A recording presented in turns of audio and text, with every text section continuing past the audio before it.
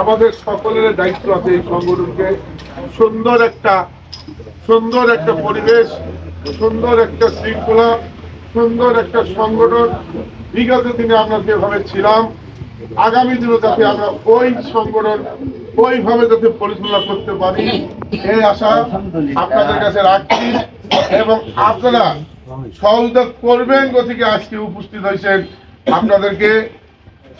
আপনাদেরকে কি বলে আমরা ধন্যবাদ দেব, কারণ সংগঠন তো আপনাদেরকে ধন্যবাদ দেবো, সংগঠন আপনাদের হবে। আমি বিগত দিনের একটা শিক্ষার আলোতে শিক্ষিত হই আমরা, কারণ বিগত দিনে নির্বাচনের পরে শপথ অনুষ্ঠান পরে আমার বন্ধু সভাপতি ছিলেন সুজন ভাই, সে চেয়ারে বসার আগেই কিন্তু এই সংগঠন থেকে ইন্তেকাল করছেন। না জানি আমিও যাইতে পারি, তাই বলে কি সংগঠন থেমে থাকবে? থেমে কিন্তু থাকবে না। আপনাদের সংগঠন আপনাদেরকে চালাইতে হবে। আমি আপনাদের কাছে জোরালো অনুরোধ রাখবো, এখানে যতটি নেতৃবৃন্দ আছেন, শুধু একটা জায়গার নেতৃবৃন্দ না, আপনার টোটাল জেলার শ্রমিকের নেতৃবৃন্দ সবার কাছে আকুল আবেদন করবো যাতে এই শপথ গ্রহণ অনুষ্ঠান যেভাবে আমাদের নির্বাচনটা সুন্দরভাবে আমরা পরিচালনা করছি, ঠিক তার থেকে সুন্দরভাবে যাতে আমরা শপথ গ্রহণ অনুষ্ঠানটা যাতে সুন্দরভাবে করি।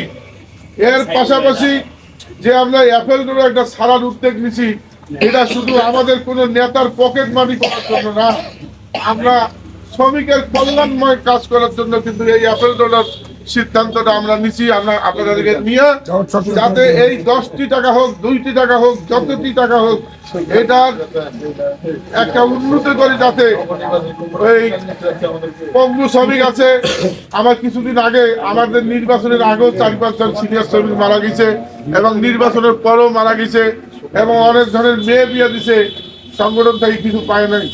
আমরা এই অর্থ নিয়ে শ্রমিকের যাতে প্রতিটা কল্যাণে আমরা এই অর্থটা ব্যবহার করতে পারি, এই সুযোগ আপনারা আমাদের করে দেবেন।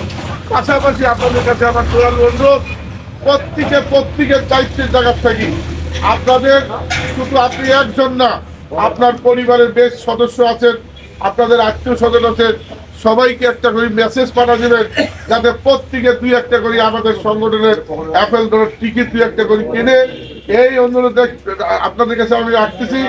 এবং আমার নবকমিটি আমরা সকলে কিন্তু আমরা তরুণ বয়সের ছেলে, চলার পথে অনেক সময় ভুল ভ্রান্তি হবে, ওই ভুল ভ্রান্তি দেখি আপনারা অন্য মাইন্ডে যাবেন না, তাৎক্ষণিক আমাদেরকে অবগত করবেন যাতে আমরা সাংগঠনিকভাবে সংগঠনে আসি, তার সমাধান আমরা জানতে পারি। রাস্তাঘাটে পথে ঘাটে যাতে আমরা এই বিভ্রান্ত না করি। একটু আগে একটা সুন্দর কথা বলছেন আমার একরাম ভাই, সে যদি গেল সভাপতির দায়িত্ব পালন করে নাই, সেক্রেটারির দায়িত্ব পালন করে নাই, তিনি কিন্তু দীর্ঘদিনের সভাপতির দায়িত্ব পালন করছেন। উনি কিন্তু এই সংগঠন থেকে হেরে যায় নাই, মাত্র 5টা ভোটের ব্যবধান। এই ব্যবধানটাকে যদি উনি কেউ আমরা পরাজিত মনে করবো না, আমরা সকলে নবনির্বাচিত মনে করে আগামী দিনের শ্রমিকের স্বার্থে, শ্রমিকের উন্নয়নে আমরা সকল মুরব্বী, সকল ভাই ব্রাদার ঐক্যবোধ করে আগামী দিনে ট্রাক্টর শ্রমিক নন, ঠাকুরগাঁ জেলা শুধু ঠাকুরগাঁ জেলা ট্রাক্টর শ্রমিক না, বাংলাদেশের সড়ক পরিবহন ফেডারেশনে আমরা কিন্তু 3য় স্থান দখল করছিলাম। আমি আশা করব আপনাদেরকে নিয়ে যাতে 1 নম্বরে যদি যাইতে না পারি, 2য় স্থান যাতে দখল করতে পারি।